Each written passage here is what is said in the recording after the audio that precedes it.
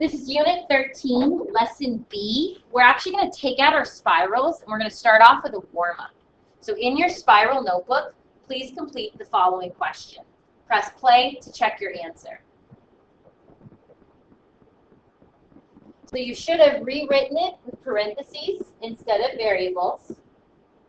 We're then plugging in for B is a 3, for A is a 1, and for C is a -2.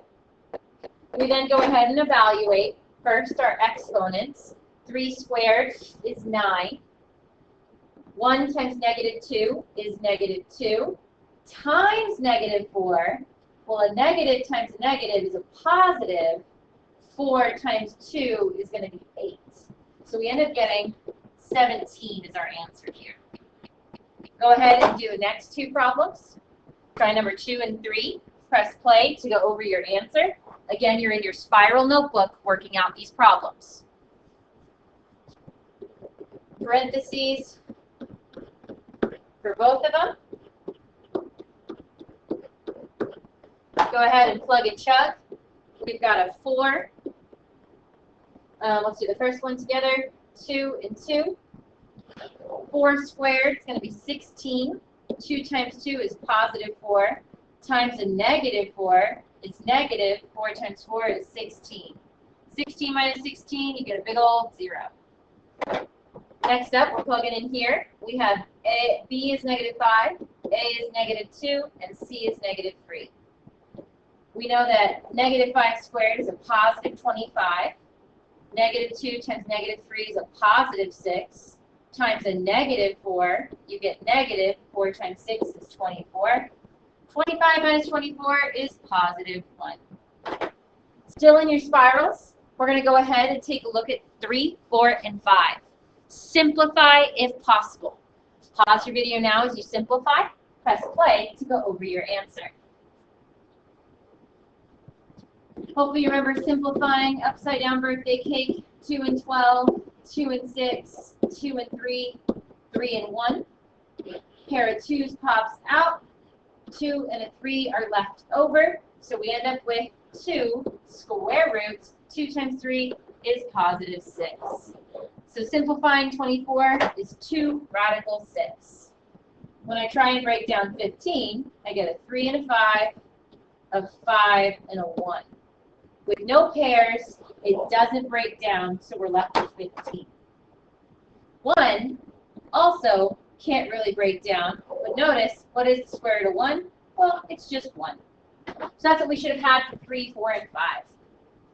Now, I want you to go ahead and try this last question before we move into our packets. Pause the video now, press play to go over your answer. Square root, parentheses instead of variables.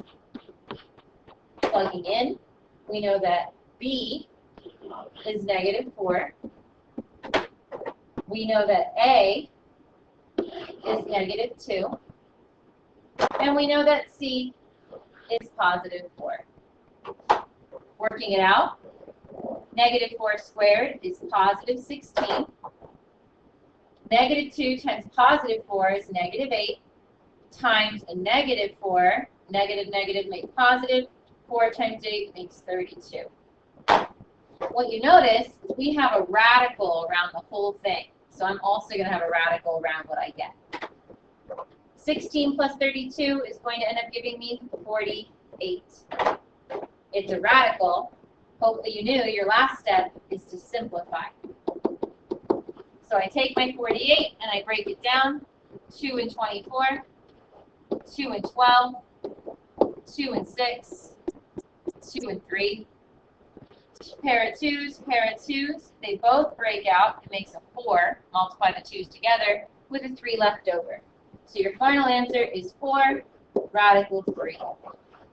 That's because you got square root of 48, and then you broke it down to 4 radical 3. Now, we are going to go ahead into Lesson B in your packet. We are going to use a formula to solve quadratics. So yesterday, we found the zeros and the roots by factoring. But today, we're going to be using a formula instead. So the first things we got to remind ourselves, standard form of a quadratic. We used it a lot in lesson A. Ax squared plus bx plus c. The quadratic formula you do not have to memorize, but it is negative b plus or minus the square root b squared minus 4ac divided by 2a. You'll learn a little later on that I have this memorized by a song. It goes to the tune of Row, Row Your Boat. X equals negative b plus or minus square root b squared minus 4ac divided by 2a. You will have an extra credit opportunity if you want to sing that song to the class. Now let's go ahead and apply it. First, we want to talk about why do we even have a second method to solve this problem? Well, the reason why is because if I was to try and factor this, I have 1 times negative 8. Now, when I write the factors of 8, we know we get these. It's a negative, so I have opposite signs. Now, when I add them all together, I get 7, negative 7, 2, and negative 2. None of those give me negative 5, which is why you cannot factor. So whenever you're in a case where you cannot factor, or if you just like the formula, we're going to go ahead and find the zeros using the quadratic formula. So first, we have our standard form, ax squared plus bx plus c. We're going to say that a equals, well, the number that matches up with the a. And in this case, it's positive 1. B equals the number that matches up with the b, which in this case is negative 5. And last but not least, c equals negative 8. Now that I know the players, I'm going to remind myself of the quadratic formula. X equals negative b plus or minus square root b squared minus 4ac divided by 2a. Now, as we know, whenever we're going to use a formula, the first thing we like to do is rewrite the formula with parentheses instead of variables. X equals negative parenthesis plus or minus the square root, parenthesis squared, minus 4, parenthesis, divided by 2, parenthesis. Now I'm just going to double check and make sure that I plug it in like a champ. First, we're doing A. I see there's an A in the top and the bottom. Our A is positive 1, so I'm going to put a 1 in those parentheses. B is negative 5. I see a B at the beginning and underneath the radical. So I'm going to put a negative 5 in those parentheses. And last but not least, we have C. C is negative 8, and it's this parenthesis here. Now's the time we're going to start evaluating. But what you hopefully recognized is what's under the radical here is actually the same thing we did on our warm-up today. So that's where we're going to start first looking, is underneath the radical. We know negative 5 squared is positive 25. 1 times negative 8 is negative 8, times a negative 4 is going to be a positive 32. And of course, there's a radical over the whole thing. 25 plus 32 is going to go ahead and give me 57. And we have a radical over the whole thing. So if I was to go ahead and rewrite what we have, you'll see that we have negative parentheses. We still have our negative 5 plus or minus. Our square root became square root of 57 divided by 2 times parentheses 1. Now let's simplify what else we have. Our 2 negatives make a positive, and our 2 times 1 is positive 2. So now I have 5 plus or minus the square root of 57 over 2. Now, what we always have to check is, does our radical break down? It's not perfect, so we try the cake method. 1 goes into it, 2 doesn't, 3 doesn't. Really, all you get is a 1. So that means it doesn't break down, so it's going to stay the square root of 57. Now, notice how yesterday, when we did lesson A, we got 2 answers. That's where this plus or minus comes in, because your 2 answers are 5 plus the square root of 57 divided by 2, and 5 minus square root of 57 divided by 2. So these are going to be your two different answers. X equals both of these. And as you can see, it's not a very pretty number, which kind of shows you why you need a formula, because factoring only comes out with nice numbers. Pause the video now as you try example 2. Press play to go over your answer. Make sure you pause the video and give yourself a good chance of trying. So as you can see, we wrote our standard form. We know that A equals 6, B equals -10, and C equals 3. So first I'm going to plug in for my A. I have a 6 in both of those places. My B is a -10. And my C is going to end up being a +3. We know the very first place that we look is going to be underneath the radical. -10 squared is 100. 6 times 3 is 18, times a -4 is going to give us negative, we have 40 plus 32, which is going to be 72. There's a radical around the whole thing. 100 minus 72 is going to give you 28. Now, 28 is not perfect, but we can break it down.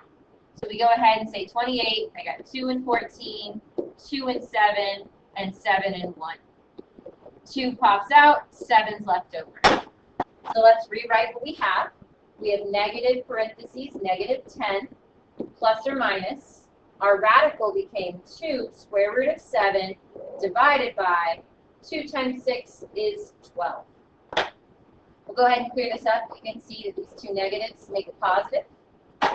So we know we end up with +10 on the top.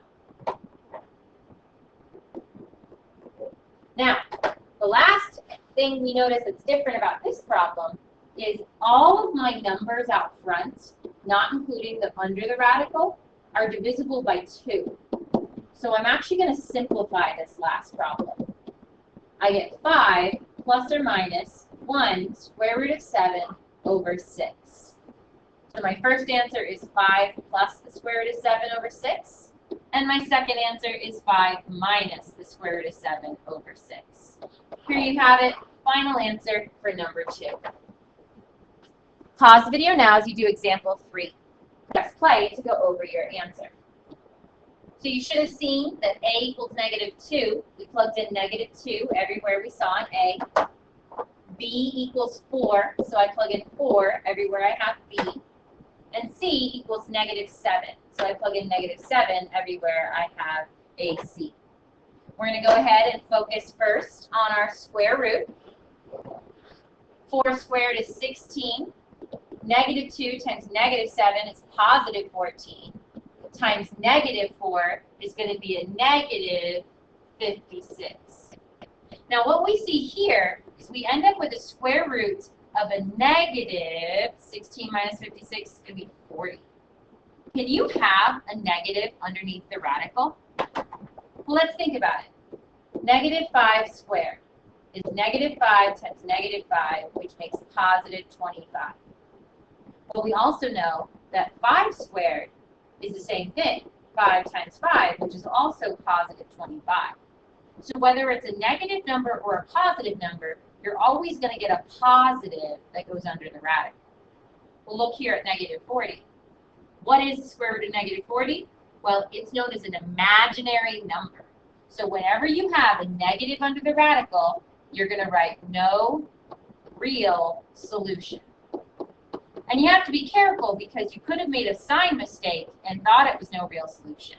So let's just check. A negative times a negative makes this a positive, times a negative is what makes it negative here. Whenever you have a smaller minus a big, you're going to get a negative number, which is no real solution.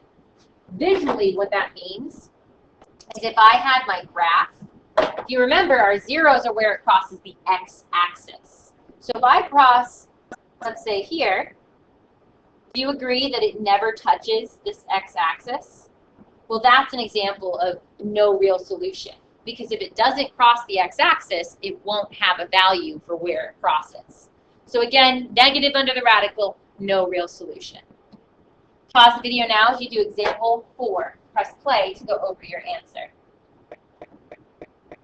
There you have where you put it in standard form by adding 6x squared to both sides.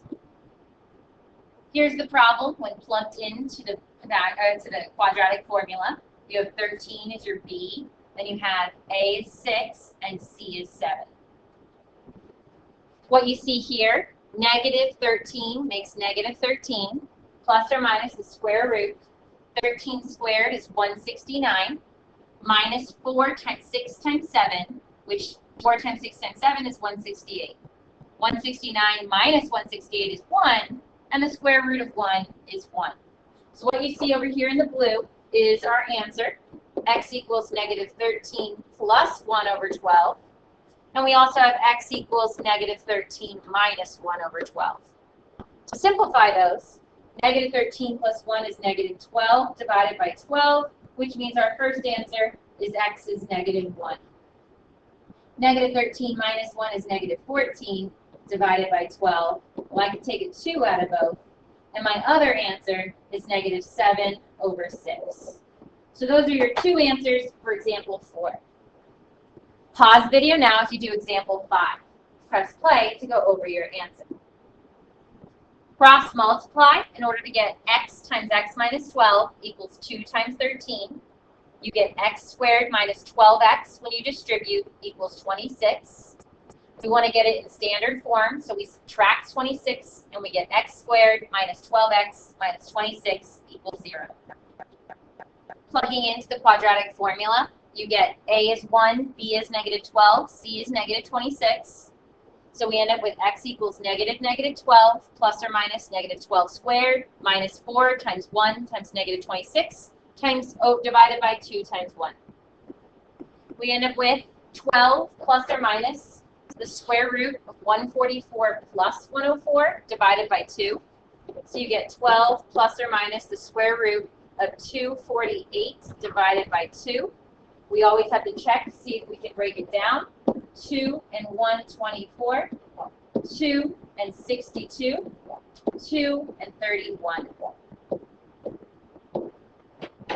So we end up taking out a pair of 2's with a 62 left over. And multiply those together to get 62 underneath. So I have 12 plus or minus 2 square root of 62 divided by 2. I can take all of those numbers and simplify them by dividing them by 2. And I get 6 plus or minus 1 radical 62. Now, it's divided by 1, which means this is where we're looking at. So for our very final answer, it's 6 plus square root of 62 and 6 minus the square root of 62. Those are our final answers for example 5. We're going to go ahead and stop right there. Go ahead and begin working on your worksheet. Raise your hand if you have any questions.